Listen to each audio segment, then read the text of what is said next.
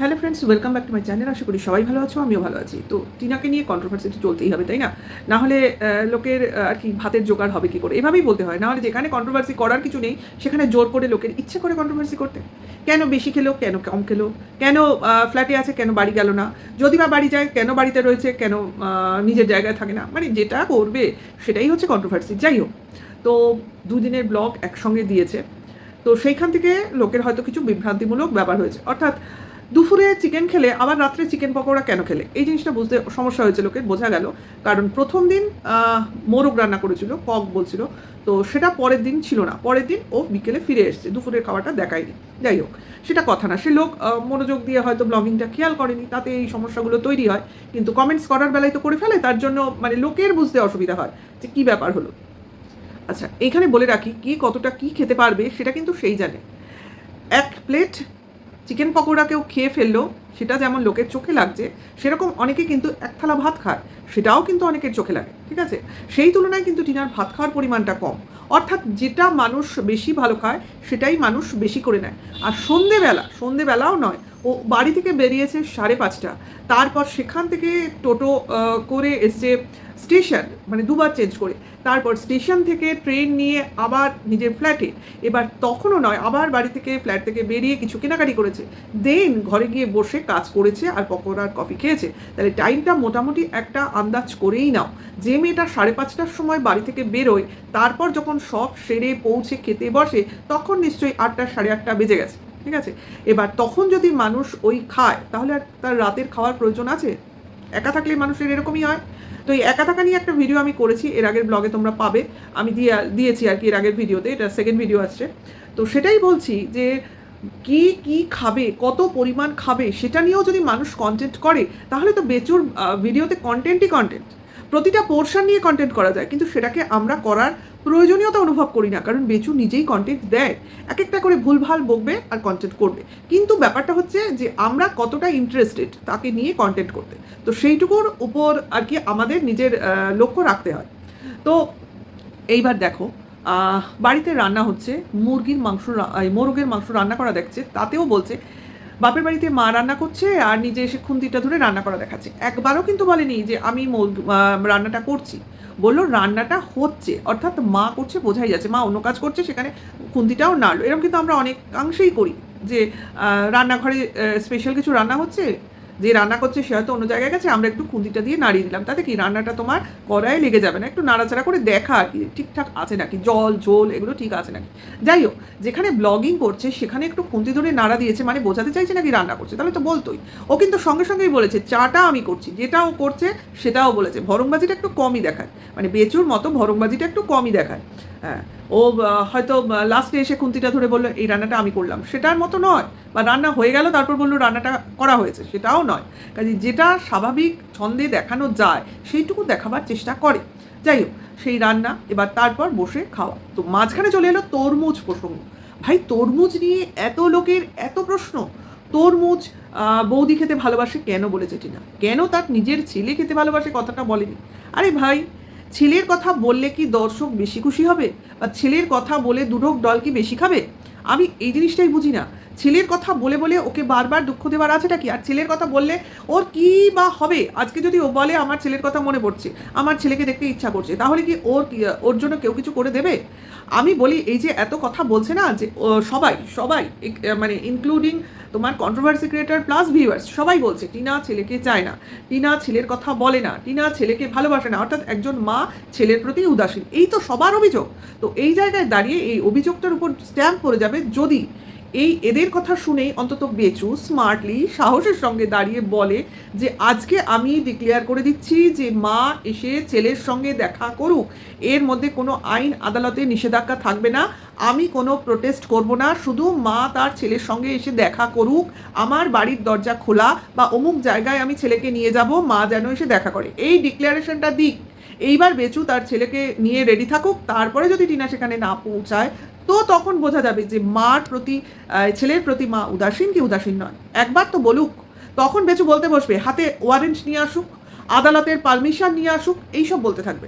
কখনো উদার বাবা সেজে ছেলের স্বার্থে বা 5 বছরের থাকা বউয়ের সাথে একবারও বলবে না যে না এতদিন মা ছেলের সারা রয়েছে, আসুক মা এসে ছেলেকে দেখে যাক, কি ছেলে তার মাকে দেখুক, তার মা যে আছে সেটা বুঝুক। এটা সে কখনো তার উদার হৃদয় দিয়ে বলবে বলে মনে করেছো?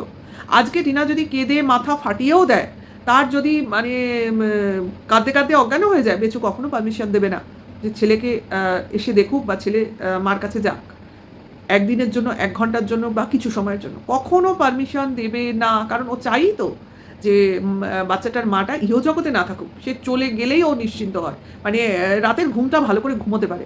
সারাক্ষণই তো অনিশ্চিতে ভুগছে। আর এই কিছু আছে পাবলিক যারা কিনা এক কথা বলে যাচ্ছে চায় না চায় না চায় না।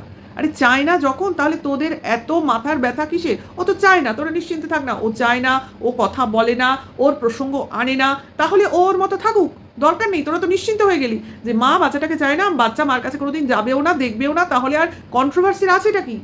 এবার ওরা ভিতরের প্রবলেম ওরা নিজেরা সলভ করে নেবে, অর্থাৎ ডিভোর্সের মামলার কথা বলছি, এই তো। তাহলে সেটাকে নিয়ে এত কন্ট্রোভার্সি করার আছেটা কি? কারণ আমরা তো এই তরফে সেরমভাবে টিনাকে নিয়ে সেরম কিছু বলছি না, শুধু শুধু খোঁচা মারার কি আছে? আমি তো এটাই বুঝতে পারছি না। ইচ্ছে করে কন্ট্রোভার্সি করানোর চেষ্টা করানো হচ্ছে, আর কিছু নয়। এরা যদি এতটাই সাফসুতরা হবে আর নিজেদের দিক থেকে একদম ক্লিন অ্যান্ড ক্লিয়ার থাকবে না যে না কোনো সমস্যা নেই, তাহলে কিন্তু এই ধরনের পোক এরা করতো না, যে টিনার প্রসঙ্গ টেনে এনে কন্ট্রোভার্সি করানোর চেষ্টা করতো না। ঠিক আছে? কারণ ফোকলাকেও তো এখন পাচ্ছে না, যে ফোকলা ট্রেনে রয়েছে, ফোকলা টোটোয় রয়েছে, ফোকলা ফ্ল্যাটে রয়েছে, এখন তো এই প্রসঙ্গটা আর টানতে পারছে না। কাজে এখন কি করবে? পুরনো কাসুন্দি টেনে এনে পুরনো প্রসঙ্গ টানবে, বাচ্চার প্রসঙ্গ টানবে। এবং এখন তো অতগুলো চিকেন পকোড়া খাচ্ছে, নিশ্চয়ই তার সঙ্গে কিছু ঢুকুঢুকু ব্যাপার আছে। এই একটা জিনিস চলছে, চিকেন পকোড়া খাওয়া মানি, কোনো পকোড়া খাওয়া মানি, চিপস খাওয়া মানি, তার সঙ্গে কোনো ড্রিঙ্ক করতে হবে। কেন রে ভাই? এই ধরনের যারা চিন্তাভাবনা রাখে তারা যে কতটা মাথায় গান্দেগি নিয়ে থাকে তো তারাই জানে, আমাদের জানার প্রয়োজন নেই। কারণ আমরা যে চোখে দেখি আমরা সে চোখেই দেখবো না, আমাদের দৃষ্টিভঙ্গি বদলাবে। কিছু মানুষ আছেই চেষ্টা করছে ভিউয়ার্স ভাগাবার, অর্থাৎ যারা টিনাকে সাপোর্ট করে সব জেনে সব বুঝে মেয়েটার পাশে সাধারণভাবে দাঁড়াতে চেয়েছে, তো তাদেরকে ভাগাবার চেষ্টা করছে। তো এইভাবে ভাগিয়ে সাময়িক হয়তো শান্তি পেতে পারে, কিন্তু ওই যে ভাগ্যের চাকা, সেটা যখন আবার ঘুরবে তখন তার কিছু করতে পারবে না। তাই ভিউজ সবার কমছে, কিন্তু যাদের বাড়ছে, কিছু কিছু লোকের তো ভিউজ মোটামুটি একটা থেকে যায়, তো এদের ক্ষেত্রে একটু বেশি কমছে। কারণ টিনার ব্লগিংয়ের সময় বেশি দিতে পারছে না, আর দিতে পারবে ধীরে ধীরে, আবার ও পূর্বের পজিশনে নিয়ে আসবে নিজেকে, শুধু একটু সময় দেওয়া। আর এই যে কমেন্টস বক্স, আর এদের কিছু বলার নেই, শুধু শুধু খোঁচা মারে এসে, কারণ এরা চাইছেই মেয়েটা যাতে ওয়াইটি ছাড়া হয়। তো সেটা তো কখনোই সম্ভব হবে না আমার যতদূর ধারণা ভাই, কারণ আমি তো কারোর ভূত ভবিষ্যৎ জেনে বসে নেই। তো সেই জন্যই আমি কিছু আগে ভাগে বলবো না, যেটা হবে সেটা সবার সামনে হবে, আমার মুখের কথায় কি যায় আসে, তাই না? তো এরা এটা বলেছে ফরে যা আছে যারা আছে তারা চোখ বন্ধ পাবলিক। আরে চোখ বন্ধ পাবলিকের কিছু নেই, এখানে হচ্ছে যে মেয়েটার নিজে দোষ করেছে সে স্বীকার করে নিয়েছে, তো সেগুলো জেনেই তো আমরা তার পাশে রয়েছি, এমন তো নয় যে আমাদের কোনো কিছু অজানা। তো সেগুলো জেনে যদি তার পাশে থাকি তারপরেও আমাদের ভাগাবার চেষ্টা করা মানে বৃথা প্রচেষ্টা। তো সেই মানে প্রচেষ্টা কোনোদিনও লাভবান হবে না, কিছু করার নেই। কারণ মেয়েটার লড়াইটাকে সাপোর্ট করেছি, মেয়েটার একাকিত্বকে সাপোর্ট করেছি, এবং চেয়েছি মেয়েটা যে ভুলভ্রান্তিগুলো নিয়ে চলছিল সেগুলো যেন ওর পক্ষ থেকে সরে যায়, এবং মেয়েটা একটা স্বাভাবিক সুস্থ লাইফ নিজের জীবনে ফিরে পাক, এবং নিজের পায়ে নিজের দাঁড়াক, লক্ষ্যে স্থির থাকুক, ব্যাস এটাই। এইবার এই ছেলে প্রসঙ্গ তো ওর সঙ্গে সারা জীবনই থাকবে, ওই যে নারীর টান, তো প্রসঙ্গ চিরজীবনই থাকবে। এই যে মার পরিচয় কোনোদিনও ওর থেকে দূর হবে না, বা কেউ কেড়ে নিতে পারবে না, ঠিক আছে? যে এই দেখা সাক্ষাৎ একটা সাময়িক মানে বাধা দেওয়া, বিভ্রান্তি সৃষ্টি করা, সেগুলো তো হতে থাকুক, কোনো ক্ষতি নেই। কিন্তু একটা সময় ছেলে অবশ্যই মার কথা জানবে, মার কাছে আসবে, সে সময়টা হবেই। এখন তার মধ্যেখানে যদি আইনের পথ ধরে হঠাৎ করে কোনো রেজাল্ট বেরিয়ে যায়, তো সেগুলো তো পরে পাওয়া 14 আনা হবে, সেটা তো আলাদাই একটা আনন্দ, সেটার জন্য আমরা বলতে পারো বসে আছি। কিন্তু তারপরেও যদি অনেক সময় লাগে, তাতেও কিছু যায় আসে না। কারণ আশায় বাঁচে চাষা, এটা শুনেছিলাম না? তো সেই রকম আশা কখনো ছাড়তে নেই, এবং মনে সম্পূর্ণ বিশ্বাস রাখতে হয় যে মার থেকে ছেলেকে হাজার চেষ্টা করলেও কোনো শক্তি আলাদা করতে পারবে না, সে ভগবান আসলেও পারবে না। কাজেই এরা মিলবেই, সে আজ নয় কাল। সে কালটা কবে আসবে সেটাই বড় প্রশ্ন, কিন্তু সেটার জন্য আমাদের ধৈর্য ধরে অপেক্ষা করতে হবে। আমাদের অপেক্ষার থেকেও যে মা সে অপেক্ষা করে আছে, সোজা কথা। আর দর্শকদের, ভিউয়ার্সদের সামনে নিজের দুর্বলতা প্রকাশ করতে অনেকেই চায় না। সবাই তো আর বেঁচে নয় যে নিজের ইমোশন বেঁচে খাবে, নিজের পার্সোনাল লাইফ বেঁচে খাবে, নিজের প্রবলেম বেঁচে খাবে, নিজের আইন আদালতের মানে নোটিশ বেঁচে খাবে, সেগুলো তো নয়। সবাই নয়, অনেকেই থাকে চাপা স্বভাবের, অনেকেই থাকে যে একেবারে ফাইনালাইজ কিছু হোক তারপর একদম খুশির খবর শোনাবো, সেইটা জানাবো, সেরকম অবস্থায় থাকতেই পারে। এবার মাঝখানে যে কাজগুলো হয়, ঠিক আছে, ভেতরের যে ঝামেলাগুলো হয়, সবাই সব কিছু জানাতে আসে না। তো আজকে একটা কমেন্টস করেছিল, আমি অবশ্যই সৌভিককে বলবো, একটা কমেন্টস করে কমেন্টসটা নিজেই ডিলিট করে দিয়েছে দেখলাম। তো এই কমেন্টসটা করার মানে কি, আমি সৌভিককে বলতে চাইছি, কমেন্টসটা কিন্তু আমার কাছে স্ক্রিনশট আছে, কিন্তু আমি দিচ্ছি না, ঠিক আছে, আমি রেখে দিয়েছি, কিন্তু আমি ভাবিনি ও কমেন্টসটা ডিলিট করে দেবে, কারণ আমি উত্তরটা দিতাম, একটু পরে দিতাম, কিন্তু দেখলাম কিছুক্ষণ কয়েক মিনিট পর কমেন্টসটা ডিলিট হয়ে গেছে। কেন সৌভিক, কমেন্টসটা ডিলিট করে দিতে হলো কেন? কমেন্টসটা ডিলিট করে দিতে হলো কেন? আমি তো এটাই লিখতাম, তুমি যেটা বলছো সেটাই যে সত্য, তার কি মানে আছে? কাজেই এমন কোনো কথা লিখো না যেটা কিনা কোনো দর্শক দেখেনি। আমি সেই রকম কোনো কমেন্টস পেতে চাই না যেটা দর্শক জানে না, পরিষ্কার কথা। কারণ যেহেতু কমেন্টসটা আমার কাছে আছে, আমি তোমাকে দেখাতেও পারবো, সবাইকে দেখাতে পারবো, কিন্তু সেটা বড় কথা নয়। বড় কথাটা হচ্ছে ভেতরের খবর, যেটা বলে তুমি দাবি করছো সেটার যে সত্যি, সেটার প্রুফ কোথায়? সেটার প্রুফ কে দেবে? আর আমি তোমাকে বিশ্বাস করবো, এটাই বা কে বলেছে?